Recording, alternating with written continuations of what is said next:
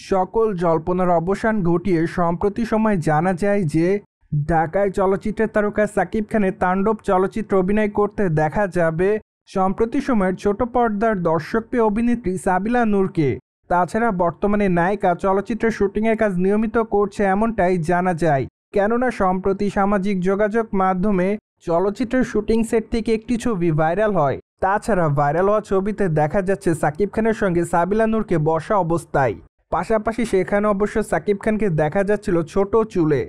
এমনকি সাবিলা নূরের লুকের তেমন একটা পরিবর্তন দেখা যায়নি। তাই তো বলাই বাহুল্য যে চলচ্চিত্রের পর্দায় সাবিলা নূরকে সাদামাটা লুকে অভিনয় করতে দেখা যাবে। বাই দ্য ওয়ে, বর্তমানে ঘনিষ্ঠ সূত্রের মাধ্যমে জানা যায় যে চলচ্চিত্রের প্রায় 70% শুটিংয়ের কাজ শেষের দিকে। তাই তো অনুমান করা যাচ্ছে যে হয়তো আগামী মাসের মধ্যে চলচ্চিত্রের সম্পূর্ণ শুটিংয়ের কাজ শেষ করবেন চলচ্চিত্রের নির্মাতারা।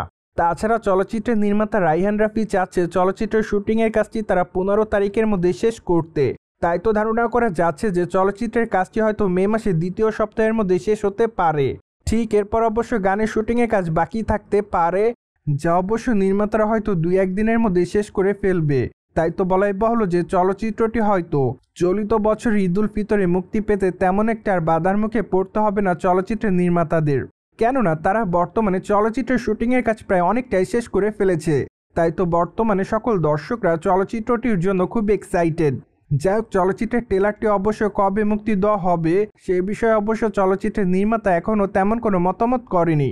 সো ভিউয়ার্স, জেনে তো নিলেন সামাজিক যোগাযোগ মাধ্যমে ভাইরাল হয়েছে সাবিলা নূরের সঙ্গে সাকিব খানের তাণ্ডব চলচ্চিত্রের শুটিংয়ের একটি ছবি।